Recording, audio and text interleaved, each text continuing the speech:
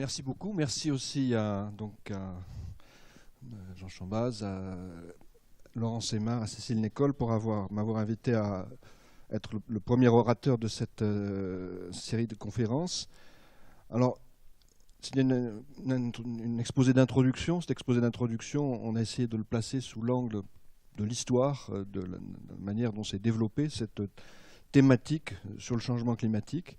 Donc on le fera, moi je vais prendre le dossier scientifique et puis montrer que ce dossier scientifique s'est transformé au fil des années, avec peut-être une césure depuis 10 ou 15 ans, où les émissions de gaz à effet de serre deviennent suffisamment importantes pour que le problème de l'adaptation au changement climatique se pose aussi. Donc j'ai intitulé cet exposé « Changement climatique, permanence et évolution des enjeux climatiques », pour montrer justement que ce diagnostic scientifique, il a une constance, il reste souvent le même depuis plusieurs décennies, mais il est aussi en train d'évoluer en fonction d'un contexte qui est souvent un contexte social, politique, et qui tient à la continuité de nos émissions de gaz à effet de serre dans l'atmosphère.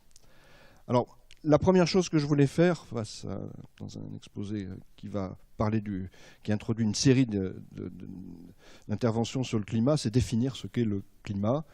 Et c'est maintenant une notion qui est très indissociable de celle de système climatique.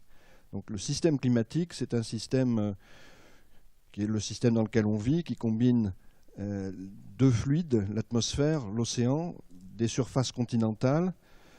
Et ces surfaces et ces milieux échangent au travers de processus qui sont physiques, qui sont chimiques, mais qui sont aussi liés au vivant. Et la biosphère est aussi une composante très importante de ce système. Quand on parle de climat, on parle de statistiques sur l'état de ce système climatique pendant des durées qui sont de quelques décennies, souvent 30 ans. Enfin, on peut négocier ce chiffre. Et cette notion de climat, c'est donc une notion qui fait appel à des statistiques qui sont des moyennes, mais aussi des statistiques qui peuvent être des risques. Bon, un risque de tempête décennale, ça appartient au climat de notre région, si on est confronté. Donc elle ne se produira peut-être pas dans les 30 ans qui viennent, mais elle modifie la manière dont on s'organise, dont on vit dans nos régions, dont on construit nos habitats. Donc le climat, c'est une notion qui est une notion extrêmement concrète. C'est une notion qui renvoie à la manière dont on s'organise, dont on construit nos infrastructures, nos modes de vie, nos modes d'alimentation souvent, et qui se différencie assez fortement de ce qu'on appelle la météorologie, c'est-à-dire ce qui se produit d'un jour sur l'autre. Voilà, alors ce que je vais essayer de montrer dans mon exposé, d'abord, c'est que c'est un problème, le problème du changement climatique, le fait que ce climat évolue, c'est un problème qui est un problème récent, donc avec un développement qui est très rapide. Alors pour ça, je vais me concentrer sur deux graphiques seulement. Le premier montre l'évolution des gaz à effet de serre sur 10 000 ans. Alors vous avez de haut en bas le dioxyde de carbone, le méthane, un oxyde qu'on appelle protoxyde d'azote. Ces gaz ont la particularité de rester longtemps dans le système climatique, de s'y mélanger. Et ce que vous voyez, c'est que sur toute la période de 10 000 ans, qui correspond à ce qu'on appelle l'Holocène, c'est-à-dire une période chaude qui succède à des périodes plus tourmentées, avec des âges glaciaires, il y a 20 000 ans, on avait un maximum glaciaire, le système climatique, tel qu'on le voit au travers de ces gaz, paraît d'une très grande stabilité, avec une rupture brutale à la fin. Et si on regarde un petit peu plus précisément les diagrammes ici, qui sont des agrandis sur 200 ans, on voit que cette rupture, elle se produit en fait après la Deuxième Guerre mondiale. Et cette date, en fait, qui correspond à la date où commencent vraiment les changements dans le système climatique, c'est une date qui est corroborée quand on regarde les émissions des différents gaz à effet de serre. Alors là, je me suis focalisé sur le CO2 et encore plus particulièrement sur les émissions de CO2 qui sont liées à la consommation du gaz, du charbon, du pétrole. Et ces émissions, donc des combustibles qui sont liées à la combustion de tout ce qui est fossile, hein, l'usage des combustibles fossiles, sont mesurés ici en milliards de tonnes de carbone. GTC, ça veut dire gigatonnes de carbone. Avec deux diagrammes, un que j'ai utilisé pendant beaucoup d'années, qui montre les émissions telles qu'elles progressent depuis le début de l'ère industrielle. Vous voyez qu'à partir des années 50, on a une progression extrêmement rapide, qui est une progression qui est liée à l'usage de l'énergie par des pays qui représentent peut-être 15% de la population mondiale. donc essentiellement les pays en bleu ou en bleu clair, c'était les blocs de l'Ouest, de l'OCDE et puis de l'ancien bloc soviétique, et qui nous mène depuis les années 50, on était à 1 ou 2 milliards de tonnes de carbone, jusqu'à la fin de siècle, on était à 6 ou 7 milliards de tonnes de carbone, en ayant dépassé le seuil qui était le seuil jugé raisonnable, celui qui laissait le système dans un état soutenable, qui se situait dans les années 70 à 3 ou 4 milliards de tonnes de carbone. Donc vers la fin du siècle dernier, il y a eu le sommet de la Terre de Rio, qui est le premier sommet de la Terre où ce problème du changement climatique a été posé de manière importante, comme un des enjeux majeurs. Il y a eu avant le sommet de la Terre de Stockholm, par exemple, en 1972, où on a pour la première fois parlé de développement durable, mais où la notion de changement climatique était encore une notion peu développée et peu mise en avant. Alors, ce qui est remarquable, c'est qu'à partir du sommet de la Terre à Rio, il y a eu des traités à Rio, ou un peu après, il y a eu le programme cadre, l'accord cadre des Nations Unies sur le changement climatique. Et malgré cela, on voit que les émissions de gaz à effet de serre ont continué. Et les émissions de CO2, ici, nous amènent aujourd'hui à 10 milliards de tonnes de carbone. Donc on est toujours dans cette phase extrêmement rapide d'augmentation des gaz à effet de serre. Et là, c'est plutôt un effet retardé de la démographie. Ce sont d'autres pays qui sont responsables le plus souvent de cette émission très rapide, en particulier la Chine, qui est devenue maintenant le premier émetteur et qui, en termes d'émissions par habitant, est au niveau de la France. Alors, ce qui est aussi remarquable, c'est le fait que les effets de ce changement climatique sont des effets qui sont peu retardés. Donc si on a un changement qui s'est produit dans les années 70, les gaz à effet de serre restent très longtemps dans l'atmosphère. On sait qu'ils vont s'accumuler. Le CO2 reste une centaine d'années. Mais ils ont aussi un effet qui passe par le chauffage de la couche océanique, donc qui prend quelques décennies. Et donc c'est vers les années 90 à peu près qu'on a commencé à voir des impacts réels du changement climatique. Donc on est dans une phase où ces problèmes-là se sont développés de manière extrêmement récente, et on a derrière nous en fait quelques décennies seulement de recul par rapport à un problème qui continue de se développer de manière extrêmement rapide. Voilà, alors ce que je voudrais montrer, c'est que par rapport à ce problème, la communauté scientifique, dans un premier temps, a su développer un dossier qui est très bien étayé sur une notion principale qui est celle de l'alerte. La question qui s'est posée dès les années 50, en fait, quand on s'est rendu compte que le CO2, par exemple, pouvait rester dans l'atmosphère plutôt qu'être repris par les océans, c'est est-ce que ces émissions présentent un danger? Alors, il y a beaucoup d'outils pour essayer de se projeter dans le futur, pour essayer d'analyser le système, mais il n'y en a qu'un seul pour essayer de se projeter dans le futur, c'est la modélisation. Alors, je voudrais dire un mot de la modélisation. Et j'ai pris le parti depuis quelques années de toujours montrer au moins une équation dans mes exposés grand public. Donc cette équation, c'est celle de Navier-Stokes. Et cette équation de Navier-Stokes, elle est connue depuis le 19e siècle. Et elle décrit les mouvements de l'atmosphère. Il y a essentiellement deux grands types d'équations qui permettent de représenter le système climatique, celles qui ont trait aux échanges thermiques et celles qui ont trait au mouvement de l'atmosphère et des océans. Alors, ce qui se passe, c'est que ces équations, en tout cas surtout celles liées au mouvement, n'ont pas de solution mathématique, analytique, simple. Et les utiliser réellement pour prévoir ce qui se passe, pour prévoir l'évolution du climat à des échelles qui peuvent être aussi régionales, c'est des choses qui sont très difficiles. Et les premières applications, qui étaient d'ailleurs plutôt des applications pour la météo, ont été imaginées dans les années 20. Donc M. Richardson s'est rendu célèbre pour avoir imaginé, enfin pour avoir fait des calculs infructueux, et ensuite pour avoir imaginé cet ordinateur météorologique humain qu'on voit à droite avec un chef d'orchestre qui accélère ou ralentit les calculs de plusieurs milliers de personnes dans un grand amphithéâtre. Alors ça, c'est quelque chose qui est resté de l'ordre de l'imaginaire, mais 20 ans après, on a eu les premiers ordinateurs. Les premiers ordinateurs, c'était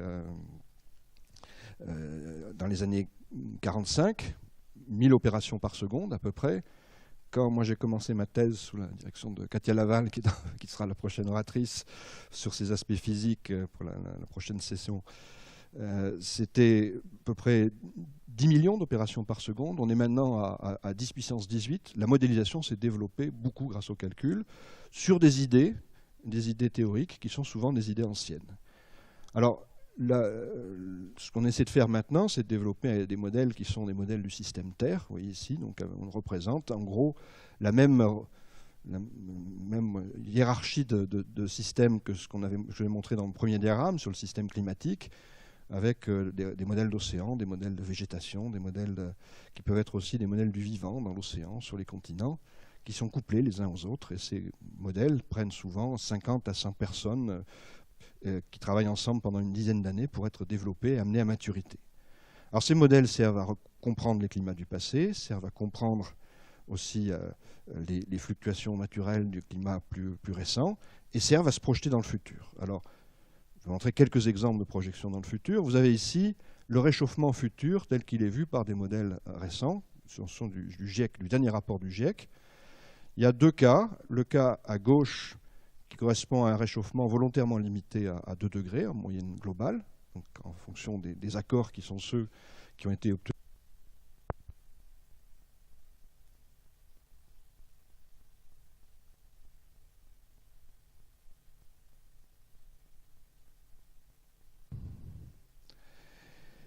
Et vous voyez une structure globale qui est assez caractéristique, un réchauffement plus fort dans les régions polaires, plus fort sur les continents, qu'on retrouve aussi dans le diagramme de droite, où on a un réchauffement cette fois qu'on laisse filer en continuité avec les émissions actuelles jusqu'à des réchauffements qui sont de 4 ou 5 degrés à l'échelle globale. Et vous voyez que localement, ça veut dire dans les régions arctiques, peut-être 7 à 10 degrés de réchauffement. Alors les petits points, ça correspond à l'accord entre modèles. Vous avez ici toute une série de modèles, 32 ou 39 selon les expériences qui ont été faites, qui correspondent en gros à une vingtaine d'instituts, 6 ou 7 en Europe, 6 ou 7 en Amérique du Nord, 6 ou 7 ailleurs. Et ces instituts ont réalisé en fait des simulations avec des modèles conçus différemment, qui donnent des résultats globalement similaires, mais qui peuvent être différents régionalement ou localement. Mais vous voyez qu'en termes de réchauffement, il n'y a qu'une petite zone qui peut servir il peut y avoir des désaccords. Donc quand il y a des structures hachées, des tirets penchés, ça veut dire que les modèles sont en désaccord. C'est la zone du Gulf Stream. On ne sait pas trop ce qui va l'emporter dans des réchauffements modérés entre l'effet de serre et le retrait vers le sud du Gulf Stream. Alors ça, c'est une chose qui est bien établie. Et quand on regarde les premiers modèles, ceux des années 80, on voit qu'on a une structure. C'est les modèles qui ont fait tourner ici aussi. On voit un réchauffement qui est très similaire, je ne commente pas, mais ça veut dire que dans les années 80 déjà, et c'est rassemblé et publié dans le rapport du GIEC 90, le tout premier, vous avez ici une structure de réchauffement qui était anticipée, puisqu'à l'époque on ne voyait pas de réchauffement dans l'atmosphère réelle. Et ça, c'est ce que montre l'atmosphère réelle, c'est des données de la NASA, et vous voyez qu'on a aussi la même structure de réchauffement, avec des valeurs qui sont plus fortes dans les régions polaires, plus fortes sur les continents, quelque chose qui est très similaire à des résultats qui avaient été anticipés. Et quand on dit qu'il y a maintenant 95% pour que le réchauffement observé soit d'origine anthropique, on essaie d'évaluer la part, la possibilité pour que ce réchauffement observé qui coïncide avec ce qu'on avait anticipé, le fasse sous l'effet de variabilité naturelle, de variation naturelle, que par ailleurs on connaît et sur lesquelles je reviendrai. Alors il y a des conséquences très directes de ce réchauffement, ça c'est l'évolution de la banquise arctique. Alors vous voyez qu'il y a des variations d'une année sur l'autre qui sont importantes. C'est la couverture de glace à la fin de l'été, en septembre. Et, on était à 8 millions de kilomètres carrés dans les années 70. On est souvent maintenant à 4 ou 5 millions de kilomètres carrés. C'est un retrait qui est très significatif et qui est avec très peu de doute possible, lié à ce réchauffement des gaz à effet de serre. Vous avez aussi un relèvement du niveau de la mer. On avait un petit relèvement du niveau de la mer au début du XXe siècle. C'est qu'on a connu au XIXe siècle un petit âge de glace qui a certainement une origine solaire ou volcanique. Et ce petit âge de glace avait en fait laissé la place à une fonte des glaciers, par exemple alpins. Et maintenant, on a qui était d'un millimètre, qui conduisait à un relèvement du niveau de la mer d'1 millimètre par an. Maintenant, on est à 3 millimètres et demi par an.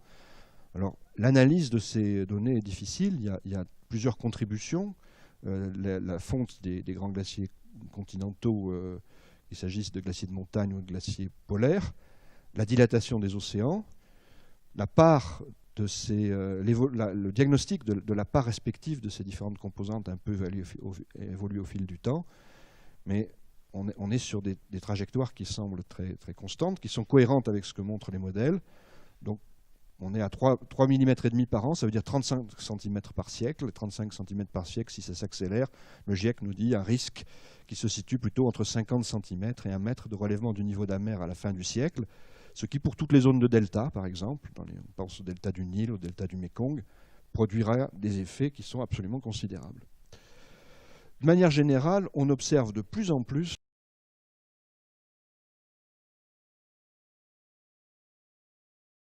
un diagramme que je vais montrer en détail, mais qui a pris beaucoup de temps.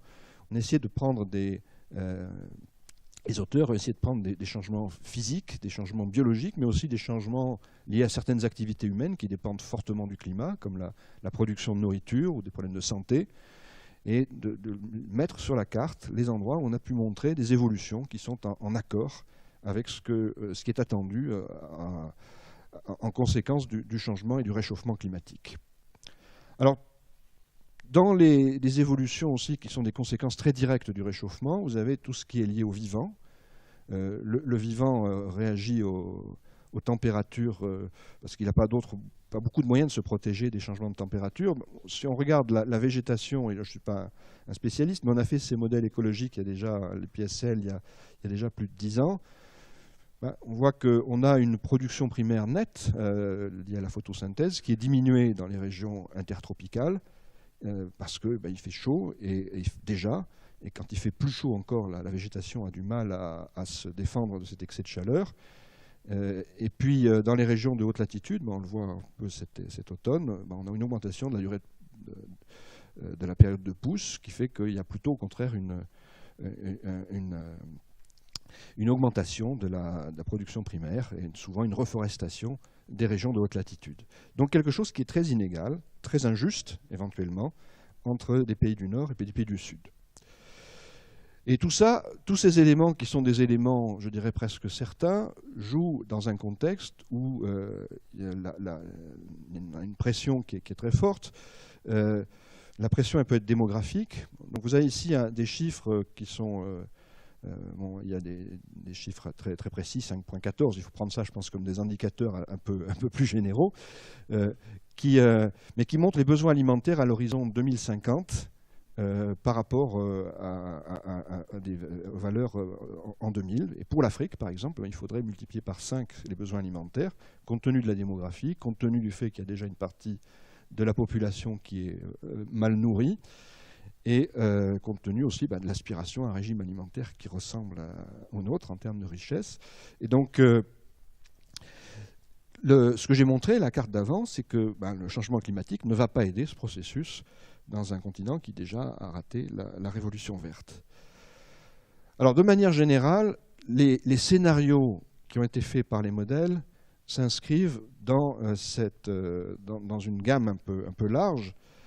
Quand on essaie de se projeter dans le futur, on est obligé de se donner quelques idées d'émissions futures des gaz à effet de serre. Le GIEC a fait ça en 2 étapes. La première étape, celle qu'on appelle des rapports, des scénarios du SRES. Alors SRES, ce n'est pas un très joli mot, ça veut dire Special Report on Emission Scenarios. Et donc ces scénarios que tout le monde appelle scénarios du SRES sont des scénarios qui sont sans mesure politique. On imagine que la planète réagit à un environnement qui est plus ou moins, où les gens sont plus ou moins sensibles aux aléas environnementaux, où la mondialisation est plus ou moins développée, où les mix énergétiques peuvent changer de différentes manières. Et ce que le GIEC avait fait, c'était d'établir des scénarios pivots, des scénarios marqueurs, qui sont représentés ici par des courbes de différentes couleurs. Et le scénario vert, par exemple, c'est un scénario où les émissions de gaz à effet de serre atteignaient 10 milliards, pour le CO2, c'est fait pour tous les gaz, mais là je montre juste le CO2, atteignaient 10 milliards de tonnes de carbone au milieu du siècle. On sait qu'on l'a déjà fait maintenant, donc ce scénario vert est probablement un scénario très optimiste, même si on fait redécroître les émissions en fin de siècle. Et scénario rouge pointillé s'appelle FI pour Fossil Intensive, alors on est de l'autre côté. Et vous voyez que pour chacun de ces scénarios, il y a une plage de valeurs qui correspond aux différents modèles. Donc les modèles sont incertains, mais malgré tout, on voit bien que les modèles montrent tous un réchauffement qui est légèrement supérieur à 2 degrés pour le scénario vert et qui s'approche facilement des 5 à 6 degrés pour le scénario rouge pointillé. Alors ces chiffres ont alarmé tout de suite parce que 5 degrés, en tout cas plusieurs degrés, c'est énorme. Quand on regarde les fluctuations du climat dans les derniers millénaires, on est toujours à des dixièmes de degrés. Et quand on regarde ce qui sépare d'un âge glaciaire, là, on est à 5 ou 6 degrés de différence. Donc, c'est des valeurs considérables. Et la question qui s'est posée, c'est, face à ces valeurs considérables, comment est-ce qu'on peut essayer d'avoir une vision un tout petit peu plus volontariste. Et dans le dernier rapport du GIEC, il y a eu une tentative d'essayer de regarder les choses en mode inverse. Donc, ce qui a été établi sur un niveau politique, c'est de ne pas dépasser 2 degrés. Donc vous avez ça sur le diagramme de droite. Donc ici, ce trajectoire en bleu foncé, c'est une trajectoire qui se stabilise à 2 degrés à peu près au niveau pré-industriel.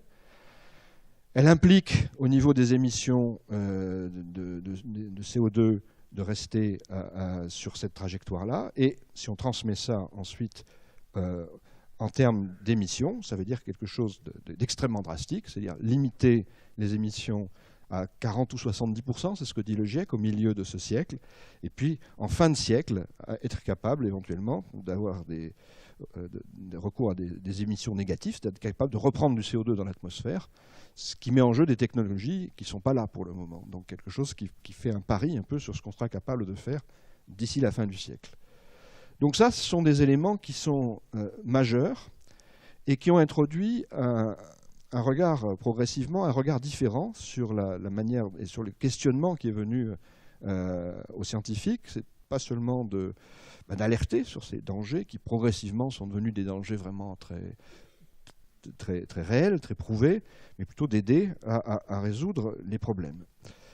Alors, pour ça, il y a un problème qui s'est posé, c'est celui des incertitudes, ou peut-être qu'on peut appeler les incertitudes des risques. Et je voudrais en citer quelques-unes rapidement. Là aussi, Katia Laval, qui sera la prochaine oratrice, a écrit un livre sur ce problème des incertitudes.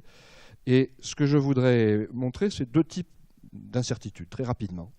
Les premières incertitudes sont celles qui correspondent au niveau moyen du réchauffement. J'ai montré que pour l'ensemble des modèles, il y avait une sorte de barre, et que c'est quand même un conditionnement de notre effort qui est assez différent si on pointe vers un réchauffement qui, en fin de siècle, est de 3 ou 5 degrés.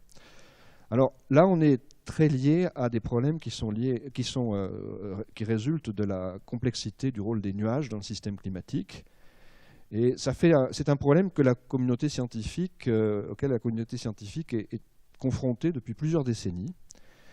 Mais ces décennies-là n'ont pas été inactives. Et vous avez par exemple depuis quelques années ce qu'on appelle la constellation Aqua. Ce sont des satellites, dont 2 sont français ou franco-américains, les autres américains, qui mesurent les paramètres de la couverture nuageuse. Donc ces satellites se succèdent à quelques secondes d'intervalle sur la même orbite. Et on peut penser que si on observe le système climatique pendant quelques années, on va observer juste le rôle des nuages dans des changements qui pourront être liés à des épisodes El Niño, aux fluctuations saisonnières, bien sûr. Donc il y a un espoir, et c'est un thème qui est très fortement porté dans notre laboratoire au LMD par Jean-Louis Dufresne, Sandrine Bonny. C'est un thème qui est très fortement porté et qui peut-être conduira à la capacité de réduire un peu ces incertitudes sur l'amplitude du changement climatique futur. Vous avez d'autres formes d'incertitudes qui mettent en jeu des problèmes locaux et qui donc conditionnent cette fois les problèmes d'adaptation. Donc, ce que j'ai montré, l'amplitude globale conditionne surtout le niveau de réduction des émissions de gaz à effet de serre, mais depuis quelques années, on s'est aussi posé le problème donc, de comment s'adapter à des changements qui paraissent inéluctables. Alors, je vais faire une petite entrée en matière sur ce problème de l'adaptation, et puis je vais en parler un peu et finir sur ces notions-là. Donc, le problème d'adaptation, il est illustré dans ce graphe qui est issu du rapport du groupe 2 du GIEC récent, donc de cette année. Et ce que vous voyez, c'est en fait des vitesses de déplacement des isothermes vers le nord, enfin au fur et à mesure qu'on a les réchauffements. Et sans rentrer dans les détails, ça, c'est différents niveaux de réduction des émissions de gaz à effet de serre. Là, on les a stabilisées, il n'y a pas de déplacement des isothermes, et puis là, elles sont déstabilisées. Elles évoluent de plusieurs dizaines de kilomètres par décennie. Et vous avez des animaux ici, eh ben, certains sont capables de se déplacer à cette vitesse, d'autres non. Alors ça montre les limites de l'adaptation. L'adaptation, c'est quelque chose qu'on peut souvent permettre jusqu'à un certain point, puis à un moment, on passe des seuils. Alors le seuil de 2 degrés que l'on a donné pour les négociations, c'est un seuil moyen, mais en fait on a des seuils très différenciés selon qu'on s'intéresse aux glaces, qu'on s'intéresse au dépérissement éventuel de la forêt, ou qu'on s'intéresse à la manière dont les animaux vont s'adapter à un changement climatique. Alors, face à cela, on a une situation qui, quand on la regarde un petit peu plus en détail, est plus complexe que ce que j'ai montré. Vous avez ici les mêmes changements, les mêmes cartes que j'ai montrées pour la température, mais il s'agit cette fois de changements de précipitation, qui est peut-être le deuxième grand forçage qui nous affecte en tant que société humaine. L'eau est une ressource indispensable, et puis elle modèle le climat dans lequel on vit. Alors vous avez à gauche, un changement climatique qu'on a volontairement maintenu à 2 degrés, et puis un changement climatique ici plus important de 4 ou 5 degrés. Alors d'abord, vous voyez des structures qui, pour ceux qui connaissent un peu la météorologie, rappelleront des choses bien connues. Il pleut plus dans un climat plus chaud, dans la région où il pleut déjà, près de l'équateur. Il pleut moins dans les régions qui sont déjà semi-arides ou désertiques, vers 30 degrés nord ou 30 degrés sud. Et puis il pleut plus à nouveau aux hautes latitudes. Ceci dit, quand on interroge les modèles, non plus sur ces grandes tendances, mais sur ce qui se passe localement, vous voyez que les régimes où on a des petits points qui montrent l'accord entre modèles, tous les modèles montrant qu'il pleut, ou presque une majorité de modèles montrant qu'il pleut et l'autre montrant ou qu'il fait sec, cet accord disparaît. Si on prend le climat actuel, le climat modérément réchauffé de 2 degrés, vous voyez qu'on n'a pas d'accord très clair sur localement ce qui peut se passer en termes de précipitation. Si on a un changement climatique un peu plus fort, on a des accords qui se dessinent dans ces régions-là, mais on reste encore dans des domaines d'incertitude très forts sur beaucoup de régions clés, comme par exemple le Sahel, où on voit que les modèles ne sont toujours pas d'accord. Alors ça, c'est un problème majeur, parce que ça veut dire que peut-être on n'est pas capable de prévoir ces paramètres-là. Alors ce qui distingue ce paramètre de la précipitation de tous ceux que j'ai montrés avant, c'est qu'ils ne dépendent pas seulement de la température, mais ils dépendent aussi de la circulation atmosphérique. Et la circulation atmosphérique, les fluctuations de la circulation atmosphérique ou océanique, dont je ne parlerai pas trop, c'est quelque chose qui est beaucoup plus difficile à anticiper. Alors, vous avez ici quelques petites cartes, et c'est un travail de Christophe Cassou au CERFAX à Toulouse, qui vous montre les états que l'atmosphère favorise dans nos régions. Donc cette petite carte, on ne voit peut-être pas très bien, c'est l'Europe, l'Atlantique, et puis vous avez des anomalies anticycloniques ou cycloniques. Je ne vais pas les détailler, vous avez 2 anomalies qu'on appelle celle de l'oscillation nord-atlantique, et puis vous avez en bas le blocage quand l'anticyclone est sur nos continents, et puis ce qu'on appelle l'Atlantic Ridge quand il est sur les océans, et qu'il amène plutôt du mauvais temps chez nous. Et je voulais juste vous montrer, c'est des états dans lesquels l'atmosphère aime bien se trouver.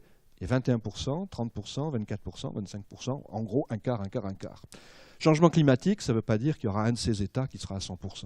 Ça veut dire qu'on va modifier la fréquence, la durée, peut-être l'intensité dans laquelle associée à ces différents états. Il y a plus chaud, il y a plus de vapeur d'eau dans l'atmosphère, les précipitations peuvent être plus importantes.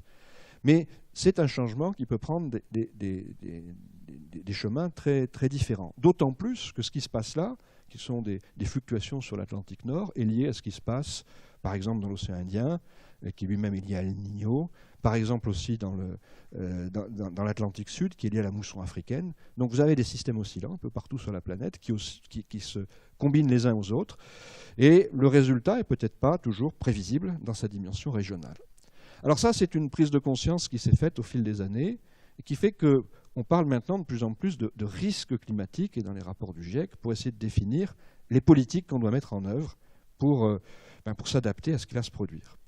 Alors je vais montrer juste quelques exemples très rapides de ces politiques d'adaptation face à des risques. Ça, c'est un exemple qui m'a été donné par Laurent Ly, qui travaille avec nous depuis beaucoup d'années et qui est chinois d'origine. Vous avez ici un index de la mousson chinoise du nord de la Chine et qui a donné l'impression de décroître pendant tout le XXe siècle et qui conditionne en fait l'apport en eau sur la région de Pékin et donc la culture du blé en Chine, puisqu'en sud il y a surtout du riz. Et la Chine a entrepris des travaux très importants avec des canaux qui vont du sud vers le nord pour essayer de remédier à ces épisodes de fluctuations climatiques dont on ne sait pas tout à fait l'origine, et pour se protéger en fait de fluctuations qu'on ne comprend pas. Dans les dernières années, on a pensé que ces fluctuations pouvaient être liées au réchauffement climatique. Dans les dernières années, ça s'est produit de manière un peu différente, puisque la mousson est revenue. On voit ce que ça coûte en fait de faire un pari sur les changements climatiques. Ben, on n'est pas sûr de la manière dont ça peut se produire. Alors, tout ça m'amène dernier transparent. Je pense que de cette particularité du changement climatique, c'est-à-dire des certitudes sur ce qui se passe globalement, mais des incertitudes sur ce qui se passe localement. Je pense qu'il y a quelques leçons brèves que je vais essayer de donner rapidement en introduction. Alors, je me suis fondé un petit peu sur un travail que j'ai fait en Aquitaine. Un des gros problèmes actuellement, c'est qu'on voit qu'il y a une sorte de démobilisation d'une partie de la population face à des problèmes qui semblent se jouer ailleurs. On a la grande conférence de Paris qui a été citée par Jean Chambaz tout à l'heure, en décembre 2015. C'est quelque chose qui va concerner de manière modérée les citoyens. C'est plus entre Américains, Chinois. Il y a eu un accord qui est très important, enfin très bienvenu, c'est avant-hier à ce sujet, mais ça semble très loin des citoyens. Il y a par contre, au niveau de ce qui se passe sur nos territoires, énormément d'informations et énormément de sujets d'intérêt qui sont proches des gens. Moi, dans ce rapport, on a essayé de regarder l'impact du changement climatique en Aquitaine, donc j'ai juste été le coordinateur.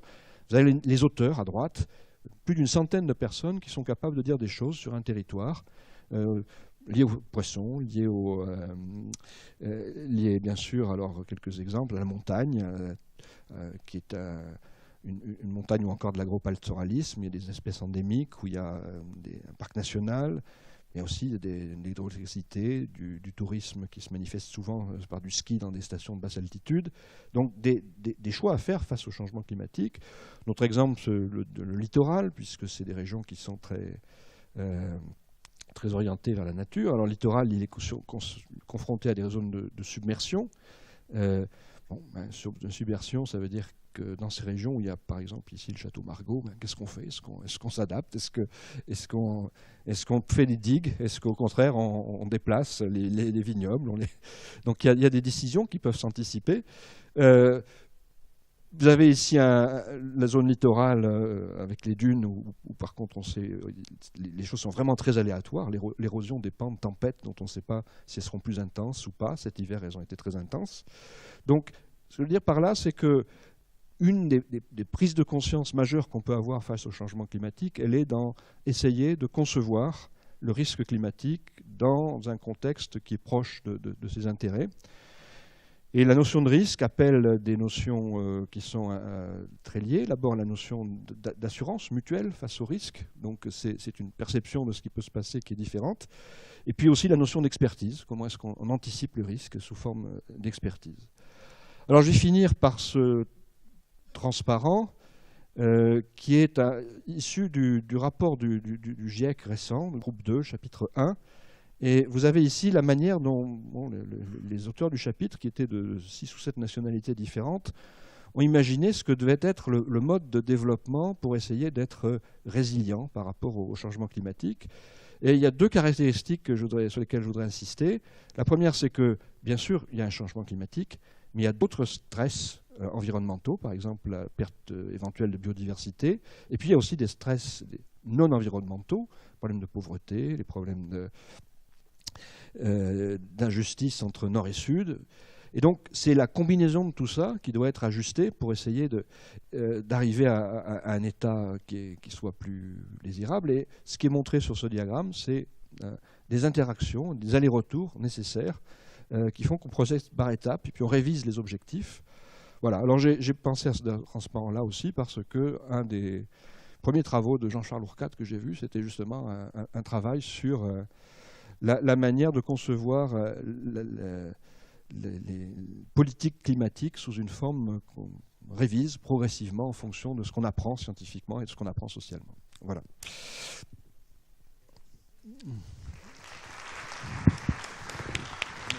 Une première question que je me suis posée, on sait que par le passé, le climat a évolué, le climat de la planète. Est-ce que ce qui est en train de se passer aujourd'hui est très différent, plus soudain, plus brusque? Quelle est la différence entre ce qui se passe aujourd'hui et ce qui a pu se passer par le passé?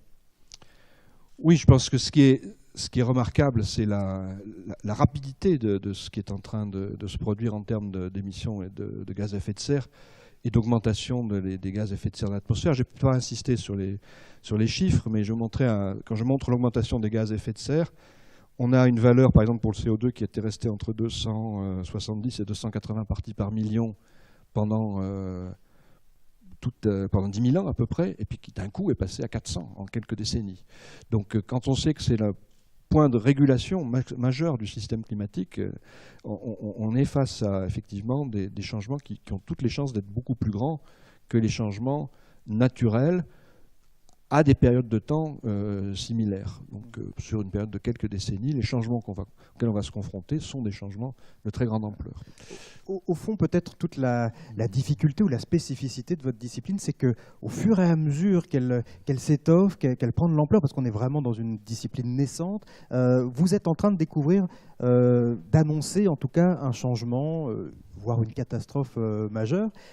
C'est peut-être ça la difficulté, c'est d'arriver avec une nouvelle discipline au moment où il se passe quelque chose au niveau du climat de particulièrement brutal. Oui, c'est une coïncidence qui est assez frappante et qui n'est peut-être pas complètement fortuite, parce que le développement de nos sciences s'est fait à partir de développements techniques, les ordinateurs, les satellites, et c'est le même développement technique qui a amené lui aussi des effets moins positifs, c'est-à-dire l'usage majeur de l'énergie, les rejets de gaz à effet de serre, les problèmes environnementaux. Donc tout ça, il y a une forme de recouvrement entre l'histoire de nos sciences et puis l'histoire des perturbations environnementales. Et l'impression qu'on a également, c'est qu'avec l'affinement des modèles, c'est de moins en moins rassurant, si on pourrait dire. C'est-à-dire qu'au début, il y en a encore, mais il y avait des grosses incertitudes. On affine, on précise les choses, et plus on affine, plus les changements vont être importants, plus ils vont survenir rapidement. On a l'impression que le problème arrive. Oui, moi je ne le dirais pas comme ça. Je pense que les premiers modèles faisaient un diagnostic de ce qui peut se passer, qui était déjà correct en termes d'ordre de grandeur. Ce qui a changé, c'est essentiellement qu'on émet plus de gaz à effet de serre, beaucoup plus, et qu'on a augmenté ces émissions de manière extrêmement rapide. Et ça, on ne l'avait pas anticipé? On ne pensait pas que ça s'accélérait à ce point-là, les dégagements de gaz à effet de serre? Écoutez, je ne sais pas, mais en tout cas moi, je ne pensais pas que ça irait si vite. Mais oui, je pense que bon, c'était certainement prévisible. Mais ce qui a peut-être été la plus grande surprise, c'est les émissions extrêmement rapides, l'augmentation extrêmement rapide des pays émergents, comme la Chine dans les 2 dernières décennies. Oui. Alors, il y a aussi un mot, d'ailleurs, vous y avez consacré une partie de votre exposé, c'est cette notion d'incertitude, même parfois en expliquant les choses. Vous disiez, ça on en est quasiment sûr, puis vous repreniez, enfin en tout cas à peu près sûr. Enfin, à chaque fois, vous hésitiez dans la façon la plus juste de formuler les choses. On voit que vous tenez à être le plus honnête scientifiquement possible. Est-ce que ce n'est pas aussi un problème parfois, cette incertitude qui reste dans toutes ces études? Je ne crois pas. Je pense qu'il y a d'abord des éléments qui sont extrêmement certains, en gros tout ce qui est lié au réchauffement, et des éléments qui sont moins certains, en gros tout ce qui est lié au mouvement de l'atmosphère. Donc il y a une ligne de partage entre ce qu'on sait bien et ce qu'on sait moins bien. Ensuite, je pense qu'il est nécessaire d'être précis parce que derrière, il y a beaucoup de revendications sur la manière de gérer ces choses-là. On peut s'abriter derrière le fait que les événements soient naturels, soient pas naturels. On va avoir à gérer des demandes. Comment on s'adapte au changement qui vient? Il faudra avoir une expertise précise de ce que ça peut être. Et donc, je pense qu'on a besoin d'être très précis. Alors, de quoi est-on sûr à 100%, si j'ose dire, l'élévation minimale en degrés et avec une échéance? Qu'est-ce qu'on peut dire de façon à peu près certaine? Alors, tout ce qu'on peut dire de certain, c'est par rapport à une certaine attitude et par rapport à un scénario qui, lui, correspond à ce qu'on fera ou ne fera pas et qui est fondamentalement incertain. Le plus incertain, j'aurais peut-être dû le dire, c'est ce que feront les humains.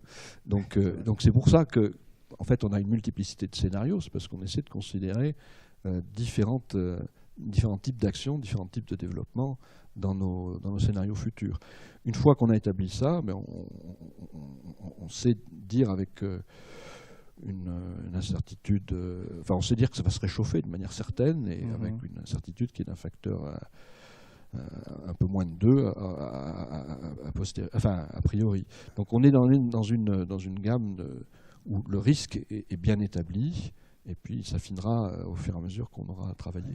C'est-à-dire qu'aujourd'hui, si on arrêtait, bon, évidemment, c'est presque un raisonnement par l'absurde parce qu'on sait que ça n'arrivera pas, mais si on arrivait à arrêter instantanément toute émission de gaz à effet de serre, de toute façon, on prendrait 2 degrés de plus en moyenne sur la planète. On peut le dire comme ça? Disons que les gaz à effet de serre restent très longtemps dans l'atmosphère. Je l'ai dit très vite, mais il reste une centaine d'années pour le CO2 à peu près, enfin temps de demi-vie. Et ça veut dire que si on arrête tout, il restera encore beaucoup de gaz dans l'atmosphère. De plus, il y a un réchauffement différé. Donc le réchauffement continuera encore pendant quelques décennies. Donc il n'y a pas de marche arrière très rapide par rapport à ce qu'on fait.